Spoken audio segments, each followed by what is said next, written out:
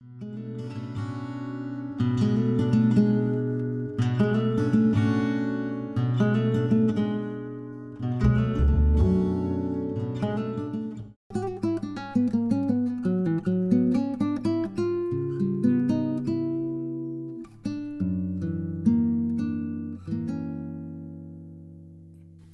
est à toi cette chanson, toi l'hôtesse qui sans façon m'a donné 4 bouts de pain quand dans ma vie il faisait faim. Toi qui m'ouvris ta huche quand les croquantes et les croquants, tous les gens bien intentionnés s'amusaient à me voir geler. Ce n'était rien qu'un peu de pain, mais il m'avait chauffé le corps, et dans mon âme il brûle encore, à la manière d'un grand festin.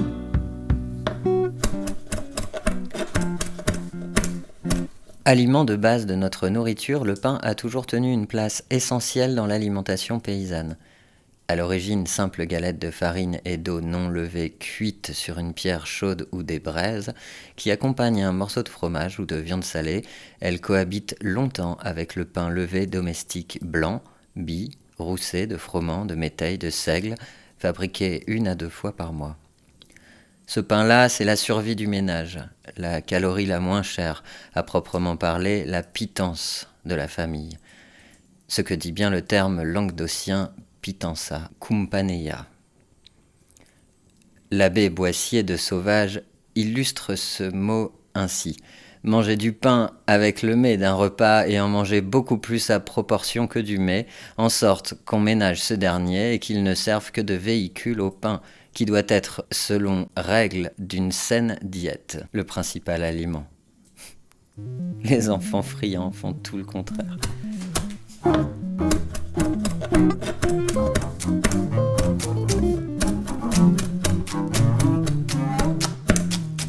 L'aubergine, aubergino, qui se nomme aussi la mayenne, la melongene, l'aubergine, est un fruit potager d'une plante analogue au cucurbitacé, ce qu'elle n'est pas. Que dire de cette famine très cruelle qui surprend l'Anjou, le Maine et la Touraine en 1661 et que nous racontent les archives de l'intendance de Languedoc. La disette commença dès le mois de janvier et devint si grande par la suite que le septier de blé se vendit jusqu'à 30 livres, ce qui ayant épuisé les paysans en peu de temps. Ils furent réduits au pain d'avoine, de pois, de vesses, de revane de blé et ensuite de gland, au pain de racines et de fougères, à la moelle de troncs de choux et aux herbes crues.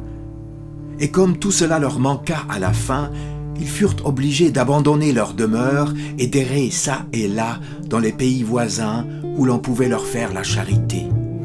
Ce qui causa la mort à plusieurs qui, étant pressés d'une longue et cruelle faim, leurs boyaux se rétrécirent tellement que quand ils trouvèrent à manger, il y en eut beaucoup qui en moururent et d'autres qui, à force de s'être repus de mauvaises choses et de fruits prématurés encore verts, en tombèrent malades. D'où s'ensuivit une mortalité qui emporta plus de 50 000 personnes de ces 3 provinces en fort peu de temps.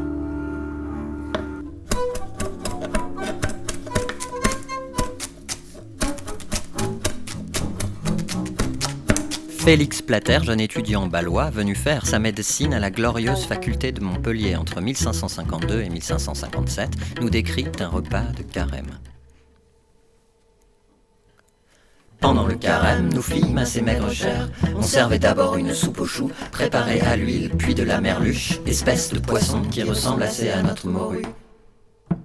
En fait d'autres poissons de mer, on nous donnait de petites soles assaisonnées dans un petit plat avec de l'huile cuite à la poêle pendant qu'on est à table.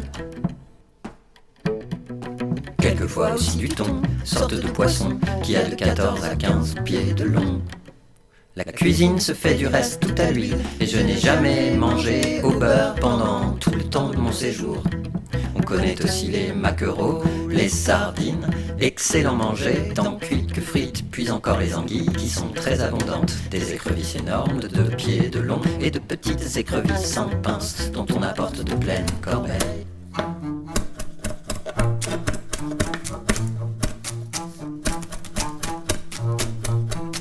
La ventrèche, ventresco, est de la poitrine de porc ou la partie d'un lard où se trouve l'entrelardé qu'on met dans une purée au pois.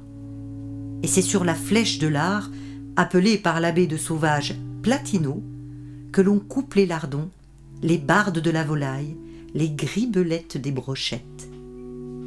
Ces gribelettes sont de petits morceaux de porc frais ou salés, de veau, de volaille, fort minces, hachés, battus et enveloppés de petites tranches de lard qu'on met rôtir sur le grill.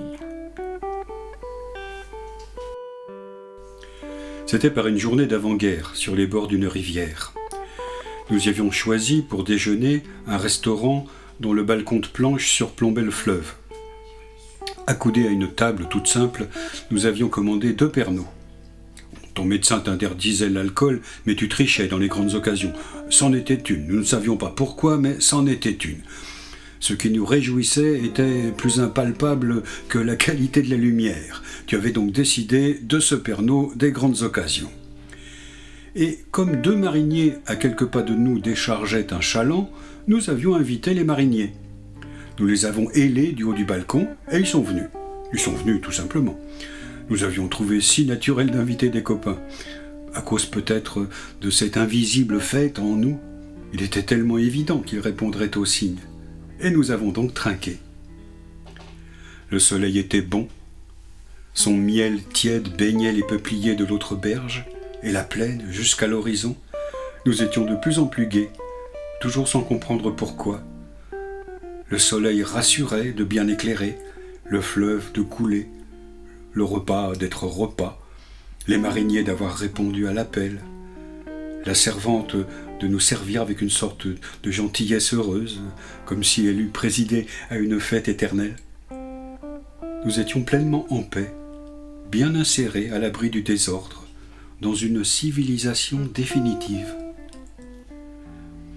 Ainsi, l'univers, à travers nous, prouvait sa bonne volonté. L'un des 2 mariniers était hollandais et l'autre allemand. Celui-ci avait autrefois fui le nazisme, poursuivi qu'il était là-bas comme communiste ou comme trotskiste ou comme catholique ou comme juif, mais à cet instant-là, le marinier était bien autre chose qu'une étiquette. C'est le contenu qui comptait, la pâte humaine. Il était un ami, tout simplement. Et nous étions d'accord, entre amis. Tu étais d'accord, j'étais d'accord, les mariniers et la servante étaient d'accord. D'accord sur quoi ? Sur le Pernod ? Sur la signification de la vie ?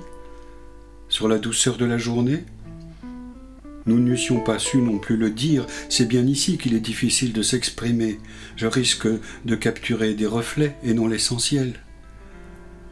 L'essentiel ici n'a été qu'un sourire.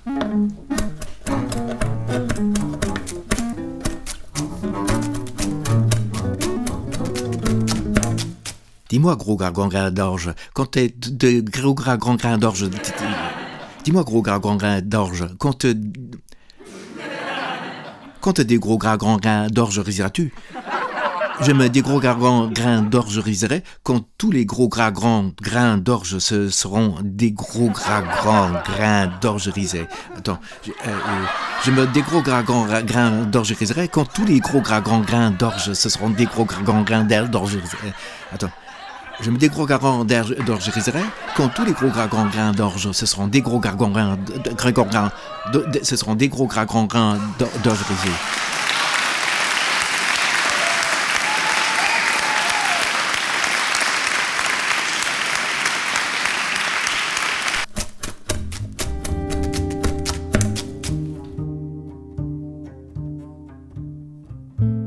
Les servantes faisaient le pain pour les dimanches, avec le meilleur lait, avec le meilleur grain, le front courbé, le coude en pointe hors des manches, la sueur les mouillant et coulant au pétrin.